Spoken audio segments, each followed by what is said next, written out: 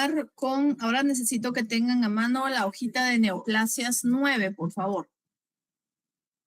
Vamos a hablar acerca de algo que acompaña mucho a las neoplasias que se llama síndrome paraneoplásico. A ver, ¿alguien ha escuchado acerca de esto alguna vez? ¿O es la primera vez que oigo? Primera vez. ¿Sí? Bueno. Esto es muy importante, sobre todo a nivel clínico, ¿sí? No tanto a nivel de, muchas veces de necropsia, sino a nivel clínico. Bueno, ¿qué es lo que es esto? ¿Qué se refiere a esto? Bueno, el síndrome paraneoplásico, eso lo pueden poner atrás de su hojita porque me parece que no deje espacio ahí, pero lo pueden copiar atrás de su hojita. Es un fenómeno clínico que siempre ocurre cuando se está formando la neoplasia, ¿sí?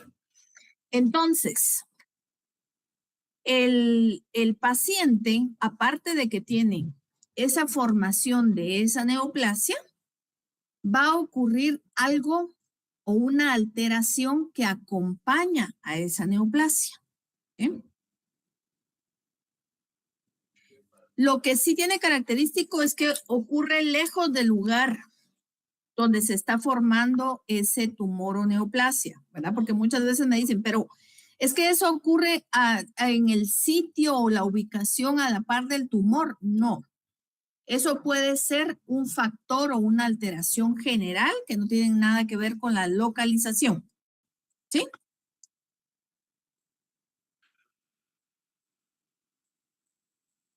Puede preceder a la detección clínica del tumor. ¿Qué quiere decir esto? Que muchas veces nadie se da cuenta de la neoplasia. ¿Sí? Nadie se dio cuenta que el animal presentaba esa neoplasia, sobre todo cuando hablamos de tumores que se crecen en el interior del organismo, o sea, no en tejidos externos, ¿verdad? Entonces, nadie se da cuenta de ese tumor, pero sí aparece el síndrome paraneoplásico. ¿Sí? Entonces, muchas veces le ponen más atención a ese síndrome y no nos damos cuenta de que hay una neoplasia que lo está provocando. Lo que sí es que ayuda para monitorizar la respuesta al tratamiento. O sea, yo empiezo a tratar ese tumor y el síndrome paraneoplásico empieza a desaparecer. O sea, me ayuda a saber si lo que estoy haciendo está bien o no. Y asimismo, si vuelve a aparecer el síndrome paraneoplásico, quiere decir que la neoplasia está reapareciendo o está volviendo de nuevo en el paciente. ¿Sí? Entonces, me ayuda muchísimo a asociar la presentación de ese tumor en mi paciente. ¿Sí?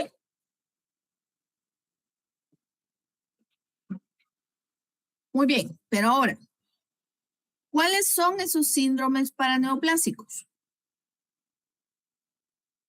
Porque resulta que hay varios. De hecho, hay muchos realmente, ¿verdad? No podemos verlos aquí todos, sería imposible, pero les traigo nada más algunos de los más frecuentes. Entonces, por favor, en su hojita, vamos a poner, ahí les puse unos cuadritos, entonces en el primero vamos a aprender acerca del síndrome paraneoplásico más común, que es conocido como hipercalcemia. A ver, señores, ¿qué quiere decir hipercalcemia? Vamos a ver, Sheila. Son altos niveles de calcio en sangre. Altos niveles de calcio en sangre, muy bien, ¿sí? Bueno, resulta que la hipercalcemia puede llegar a ser un síndrome paraneoplásico, ¿sí? Algunos tumores, no todos, eso sí tiene que quedar bien claro, no todos, pero algunos tumores sí pueden llegar a producir hipercalcemia en el paciente, ¿sí? De hecho, es uno de los síndromes paraneoplásicos más frecuentes que encontramos, pero como les digo, No todos los tumores producen esto, ¿sí? Ahora, ¿por qué se produce? ¿Por qué razón? Bueno, resulta que algunos tumores expresan sustancias que elevan el calcio. Por ejemplo, algunos tumores secretan unos péptidos que son muy parecidos a la paratormona, ¿verdad? Otros que son parecidos al calcitriol. Otros que son parecidos al factor activador de osteoclastos. Entonces, ¿qué es lo que sucede?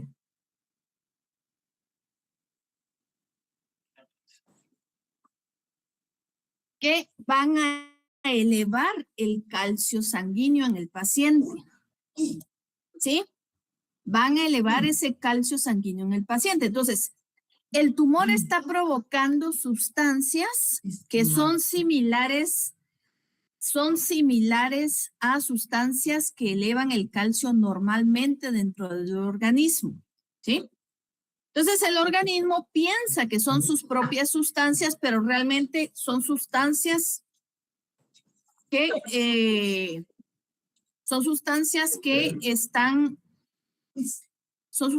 ay, perdón, señores, disculpen. Permítanme un momento.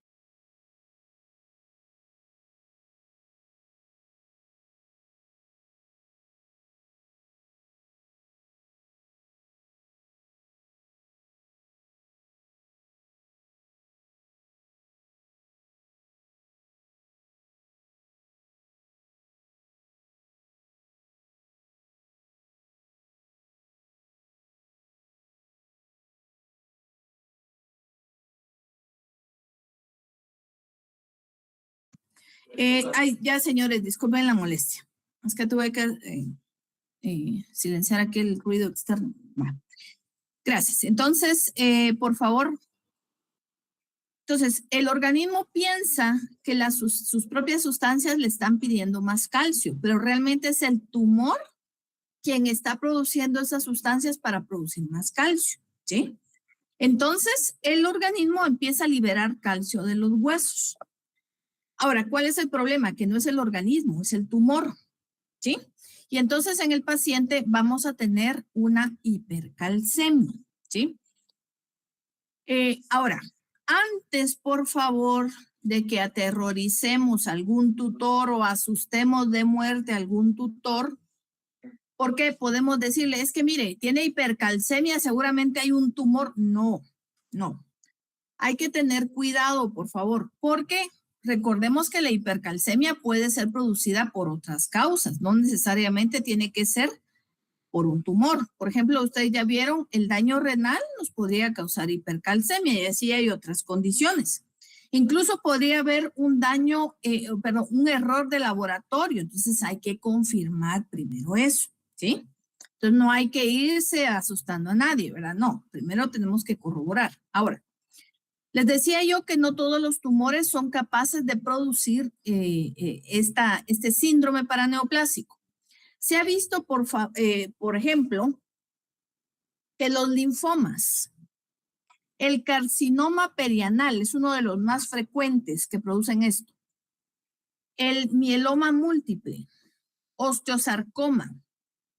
Hay muchas neoplasias mamarias que pueden llegar a producirlo. El carcinoma de células escamosas. Y otros, ¿verdad? Porque no son los únicos, pero digamos que estos son los más frecuentes. ¿Sí? Entonces, dentro de los tumores, pues estos son los que podríamos decir son los más frecuentes que podemos encontrar hipercalcemia acompañándolos, ¿sí? También les quise poner algunos signos aquí. Por ejemplo, en el perro, la hipercalcemia podría llegar a producir poliuria, polidipsia, ¿verdad? En caso de caninos. Y en caso de felinos, esa hipercalcemia puede llegar a producir anorexia y émesis. ¿Sí?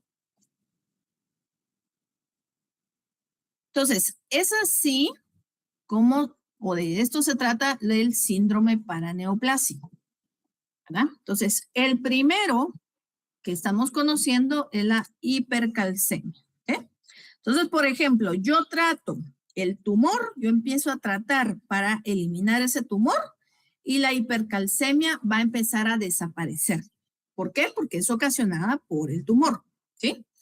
Ahora, si yo estoy tratando el tumor y veo que la hipercalcemia regresa o aparece de nuevo, quiere decir entonces que ese tumor está apareciendo de nuevo o el tratamiento no está funcionando, ¿sí? Entonces, para eso me sirve esto. Va. Segundo, anemia. Creo que ese es uno de los síndromes paraneoplásicos también más frecuentes. Sí, vamos a ver, ¿qué quiere decir anemia?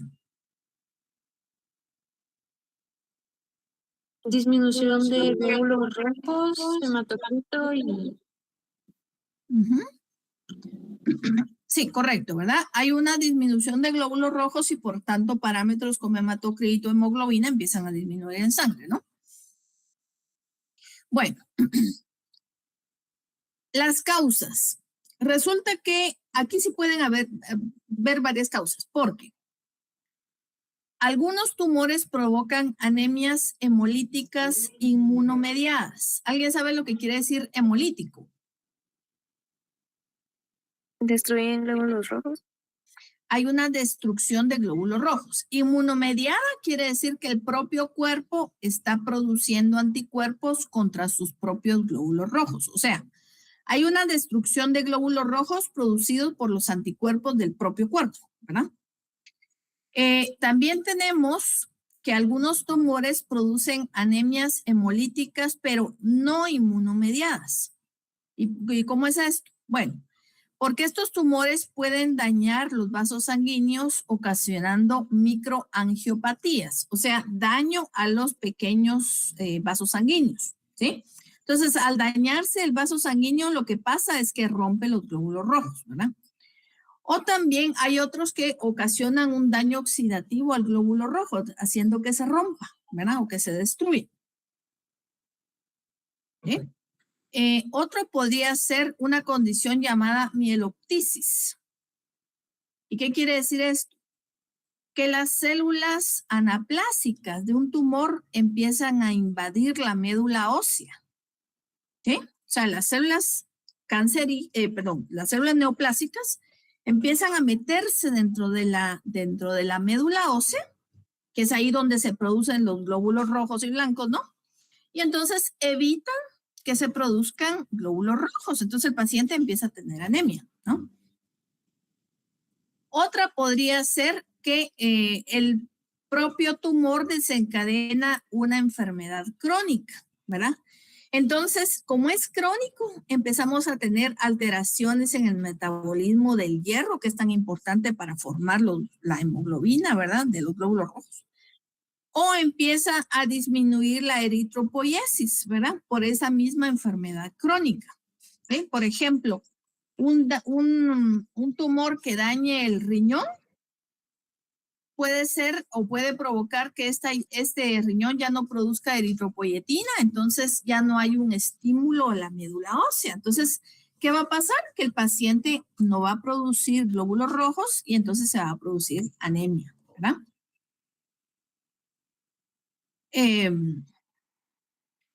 ¿Qué tumores pueden llegar a producir? Dentro de los más comunes, por ejemplo, podemos tener los linfomas, neoplasias hematopoyéticas, o sea, neoplasias que se originen en la médula ósea.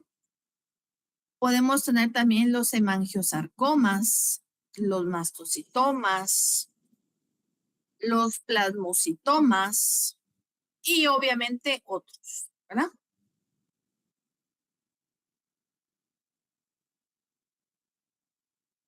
Bueno, ¿sí? Y a ver qué signo veríamos en el paciente entonces.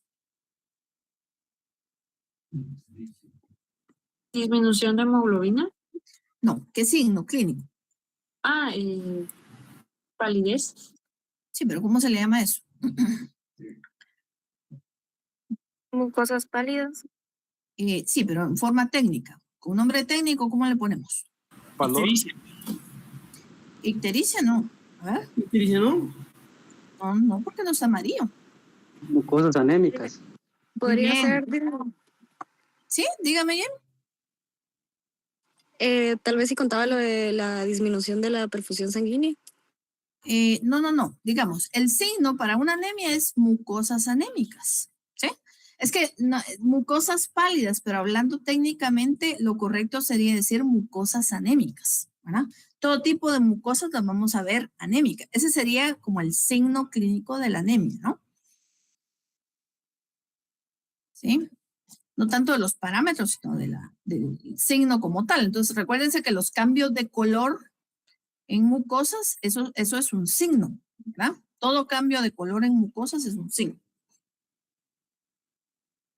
Bueno. Sí, dígame, César. Doctora, una pregunta, ¿podría ser otro signo, digamos, letargia? Obviamente. Sí, ¿verdad? Todo aquello que acompañe también a la anemia, ¿verdad? Entonces, lasitud o letargia podríamos encontrar también en el paciente, ¿verdad? Sí, es correcto. Bueno. Ahora vamos a pasar a otro, el siguiente síndrome paraneoplásico. SID. Entonces ponga ahí SID. ¿Y qué quiere decir esto? ¿Alguien sabe?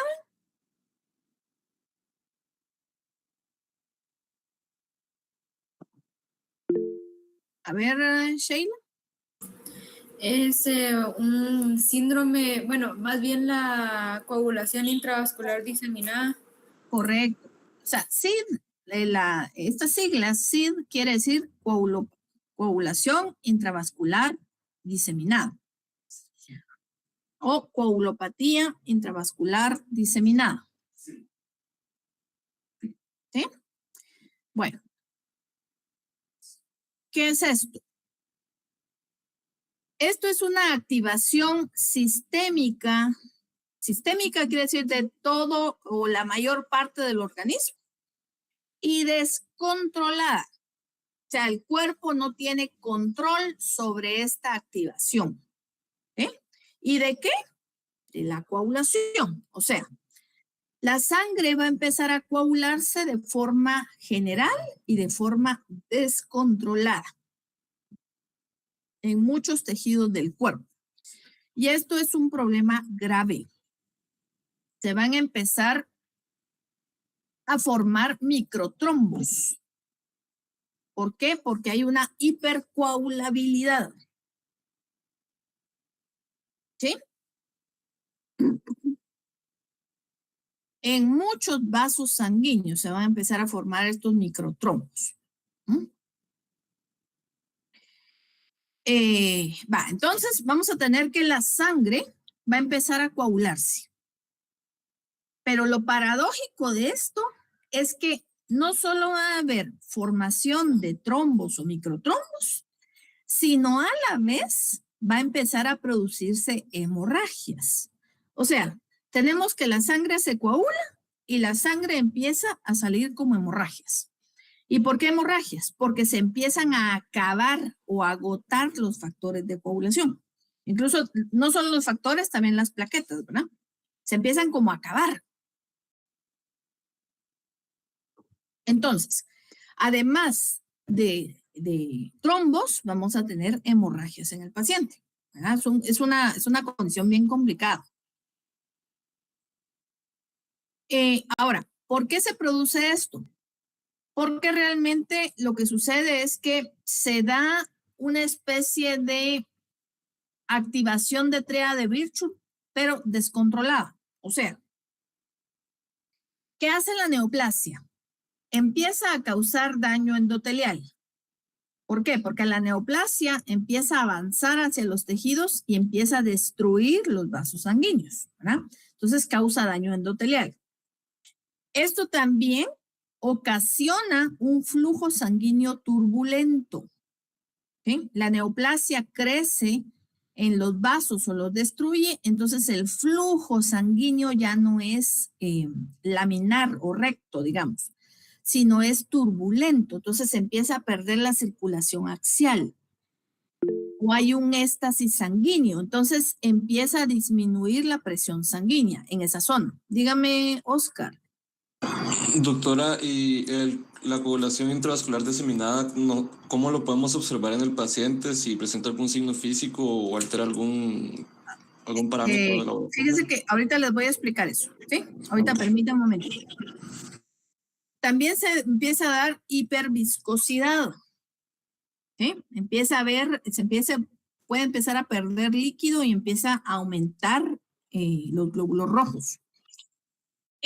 Y otra cosa es que también ayudan las células anaplásicas o las propias células del tumor, empiezan a activar los factores de coagulación. ¿Sí? Entonces, por eso es que empiezan a aparecer todos esos pequeños trombos en muchos de los vasos sanguíneos. ¿Sí? Y no solo cerca del tumor, sino alejado también del tumor, porque se está activando todo esto. ¿Sí? Se está activando en forma descontrolada la coagulación. ¿Sí? Va.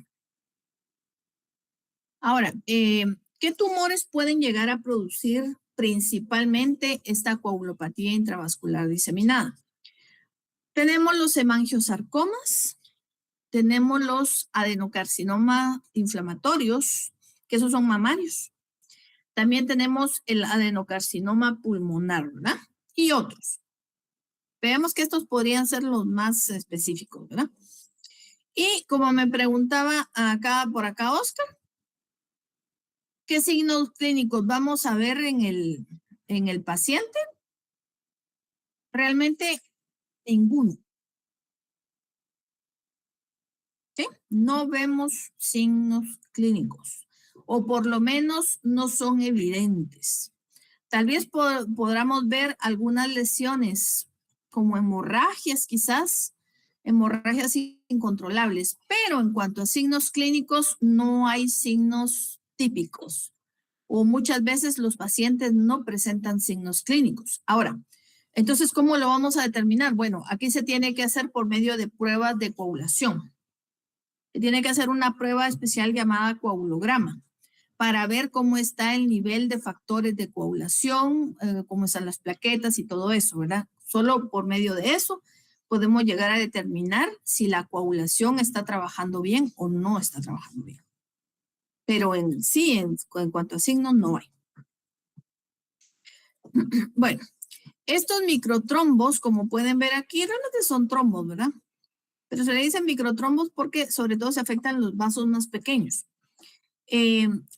Al principio se creía que solo era una consecuencia de la neoplasia, o sea, la neoplasia estaba desencadenando la formación de estos microtrombos. Pero resulta que se empezó a estudiar y se vio que esta coagulopatía intravascular favorecía al tumor. ¿Y cómo? Porque es una ayuda para la metástasis. O sea, parece que las células se posicionan sobre estos microtrombos, ¿verdad? Y les ayudan a realizar metástasis. Son como una plataforma, digamos, donde ellos que les ayuda a salir hacia vasos sanguíneos. O por lo menos agarrarse o posicionarse para poder hacer metástasis. Y otra, como les acaba de explicar el doctor Paniagua, a partir de estos microtrombos, también se favorece la formación de nuevos vasos sanguíneos. O sea, se va a dar una angiogénesis ayudada por los microtrombos. ¿Sí? O sea que los tumores no causan esto no solo porque sí, sino además porque los ayuda, ¿verdad? Y teníamos lo de los signos que realmente no vemos ningún signo clínico típico, ¿verdad? Sí, en este caso. ¿Sí? Y tenemos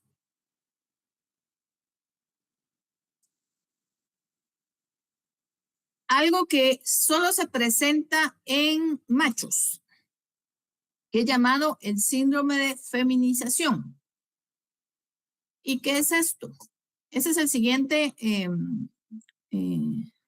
síndrome paraneoplásico, ¿verdad? ¿Qué es esto? Bueno, resulta que cuando se producen tumores testiculares, por eso es que les digo que solo se da en machos, esto puede llegar a causar un desequilibrio hormonal, ¿sí? Produciendo un hiperestrogenismo. ¿Qué quiere decir eso? Recuerden ustedes que los machos y hembras producimos tanto hormona sexual femenina como masculina. Obviamente en los machos va a ser más alta la hormona masculina y en las hembras pues más la hormona femenina como el estrógeno, ¿no? Ahora, ¿qué es lo que sucede cuando yo tengo un tumor? Va a empezar a disminuir la hormona masculina y va a aumentar la hormona femenina, como en este caso que se produce entonces una elevación exagerada de estrógenos. Por lo tanto, se produce un hiperestrogenismo. Ahora, ¿qué tumores? Pues obviamente los que afecten los testículos. El principal es el tumor de células de Sertoli, ¿sí? Pero también tenemos el tumor de células intersticiales y el seminoma, ¿verdad? Cualquiera de esos, ¿verdad? Pero en donde se ha visto más en el tumor de células de Sertoli. Ahora, ¿qué otra cosa ocasiona este síndrome de feminización? También puede llegar a afectar la médula ósea, produciendo una hipoplasia de médula ósea. ¿Sí? ¿Por qué? Porque resulta que el exceso de estrógenos, el exceso, no el nivel normal, sino el exceso, puede llegar a tener un efecto mielosupresor. O sea, mielosupresor quiere decir que no permite que la médula ósea trabaje, disminuye el trabajo, ¿verdad? Entonces, ¿qué va a pasar? Que esa médula ósea no produce glóbulos rojos ni glóbulos blancos, por lo tanto puede llegar a producir anemia o pancitopenias, ¿verdad? Disminuye todos los glóbulos rojos y blancos. Entonces, ¿qué vamos a ver en este paciente? Bueno, aquí es una combinación de signos y lesiones. Por ejemplo, vamos a tener un efecto contrario si tenemos hormonas femeninas en el macho. Por ejemplo, podemos llegar a tener una atrofia del pene, podemos llegar a tener ginecomastia. ¿Alguien recuerda lo que quiere decir ginecomastia? ¿No era el aumento de tamaño de las mamas? Correcto. En ese caso, Entonces, muy bien, Dulce, sí. Un aumento del tamaño de las mamas en el macho. Incluso puede haber hasta una secreción, ¿verdad? Anormal en las mamas de ese macho, ¿sí?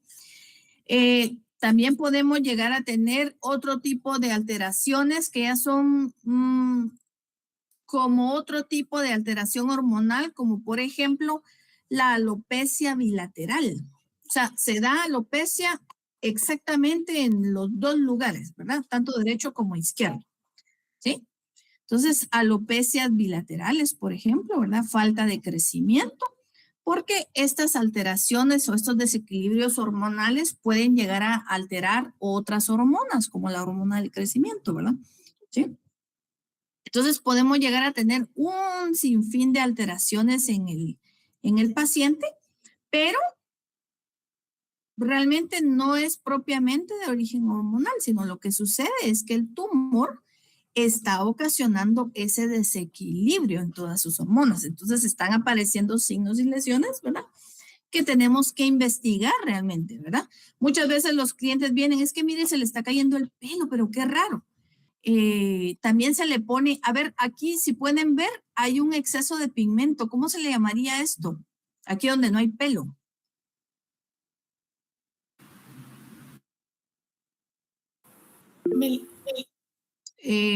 A ver, perdón, Víctor.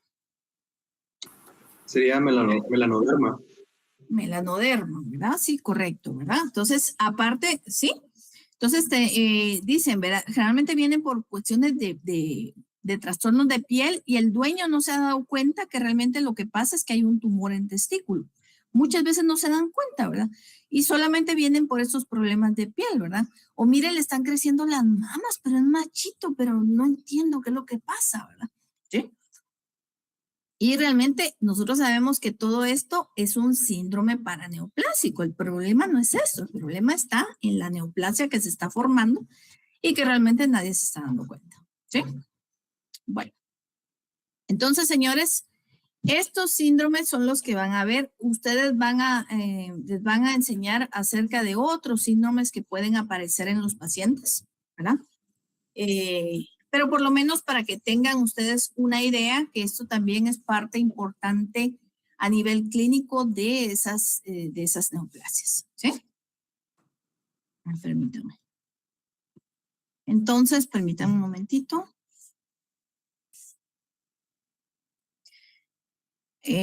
Bueno, entonces, doctor, tal vez nos puede habilitar. Ya está disponible, doctor. Vaya, gracias. Entonces, por favor, todo el mundo subiendo su hojita a donde dice entrega de neoplasias 9, por favor.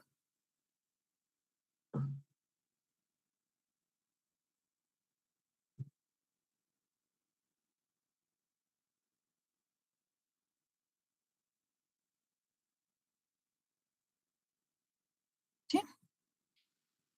Todo el mundo subiendo su hojita.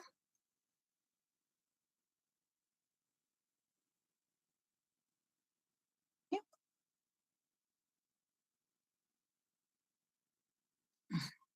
Bueno, con esta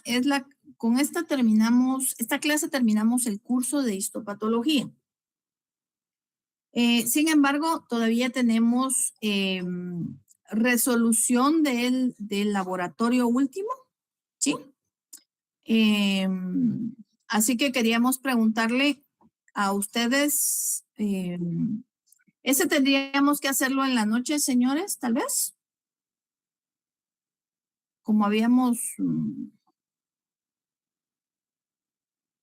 no sé, doctor Paniagua, no sé qué piensa. Yo pienso que, o sea, que nos digan ustedes que, pues en qué horarios y día, ¿no?